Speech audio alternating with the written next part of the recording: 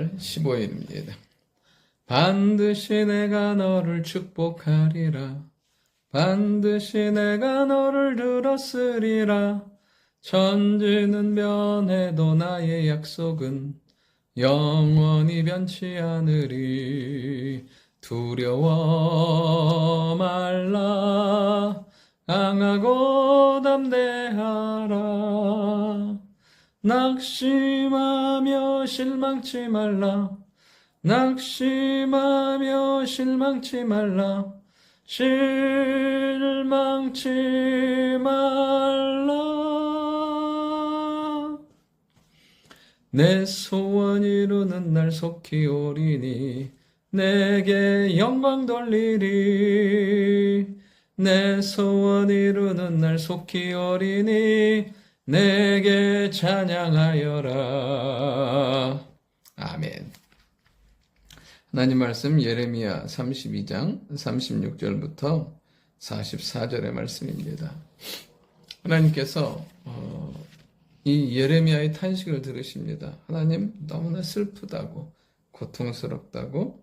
그러면서 어제 말씀에 하나님께서 무엇을 말씀하시냐면 그들이 그렇게 될 수밖에 없었던 이유, 하나님을 떠나고 우상숭배했던 그들의 현실에서 더러워져 버리고 악한 그들에겐 더 이상 은혜가 아닌 복이 아닌 게 되어버린 거죠. 그래서 하나님은 그 모든 악함을 정리하시기 위해서 누구를 사용하시냐면 바벨론을 사용하시는 것을 보게 됩니다. 오늘 그러면서 하나님은 정령 심판에 대해서 이야기하시지만 어제도 말씀드렸던 것처럼 그러나 하나님은 거기서 끝나는 게 아니에요. 하나님은 그러나의 하나님이세요. 범죄하고 넘어졌지만 우리 하나님은 우리를 끝내시는 것이 아니라 그러나 다시 살리시고 회복해 하시고 우리의 구원자가 되시는 하나님이라는 사실입니다. 범죄하면 끝날 것 같지만 오늘 36절에 보면 내가 바벨론 왕의 손에 넘겼다 말씀하세요. 그런데 이제 내가 노염과 분함과 큰 분노로 그들을 쫓아보내었던 모든 지방에서 그들을 모아들여 이곳으로 돌아오게 하여 안전하게 살 것이라. 하나님께서 어떻게 그들을 다시 모으시고 돌아오게 하시고 안전하게 살게 하시는 것을 보게 됩니다. 하나님께서 그들을 향한 놀라운 계획을 가지고 그들을 포기하지 않는 사랑을 가지고 그들의 삶을 다시금 회복의 자리, 응답의 자리로 이끄시고 살게 하시는 것을 보게 됩니다.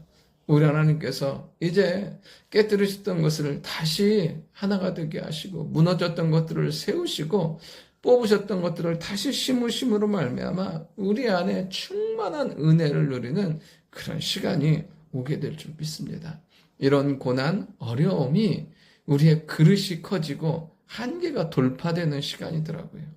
하나님께서 우리의 삶에 이렇게 기도하게 하시고 기도의 제목을 주시고 상황을 주실 때는 틀에 갇힌 생각이 아니라 지금껏 경험해보지 못했던 일들, 지금까지 해보지 못했던 일들, 지금까지 기도하지 않았던 것들을 기도하며 살게 하기 위해서라는 거예요.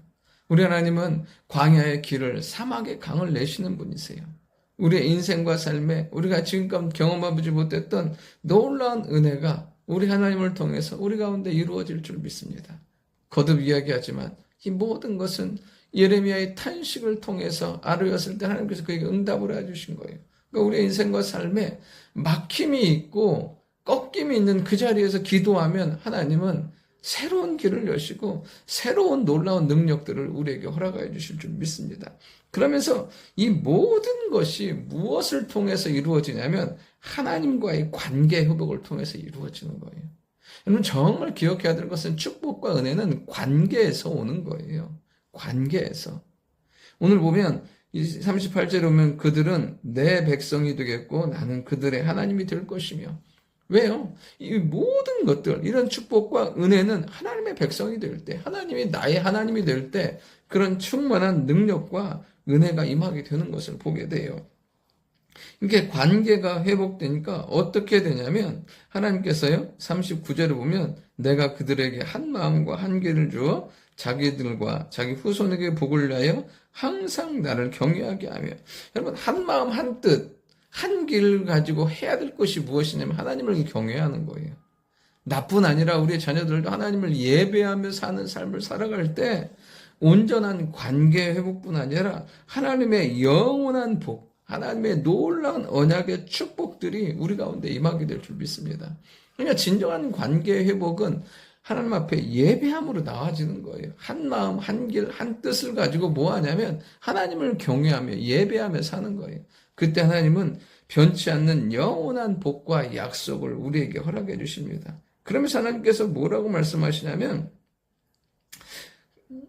그들에게 이제 영원한 언약을 세우고 나를 경외함을 그들의 마음에 두어 나를 떠나지 않게 하고 내가 기쁨으로 그들에게 복을 주되 분명히 나의 마음과 정성을 다하여 그들을 이 땅에 심으리라. 그럼 그렇습니다. 우리가 하나님 앞에 그렇게 전심으로 예배하잖아요. 그럼 하나님은 하나님의 마음과 정성을 다해서 심으시고 돌보시고 열매 맺게 만들어 주시는 거예요. 그러니까 오늘도 우리가 해야 될 건 뭐냐면 하나님을 경외함으로 예배하는 거예요. 그러면서 42절부터 44절까지는 뭐냐면 이제 하나님께서 어떠한 복을 주실 거냐가 나와 있는 거예요. 정말 하나님의 복 받는 사람으로서의 진정한 삶의 모습들이 나와지는 거죠. 다시 어떻게 땅이 회복되고 다시 그 땅 가운데 하나님의 영광과 은혜가 임하는 땅이 되는 것을 보게 돼요. 오늘 우리가 두 가지만 기억했으면 좋겠어요. 우리 하나님은 우리의 삶의 전적인 주권자예요. 내가 비록 범죄하고 연약했다 할지라도 뒤집어 엎으시는 분은 누구냐? 하나님이세요. 그 상황 가운데 나에게 그래도 은혜 주시고 그래도 나를 붙들어 주시는 분이 누구냐면 우리 하나님이세요. 그 하나님과의 하나님의 모든 은혜와 축복은 하나님과의 관계를 통해서 우리 가운데 임해요.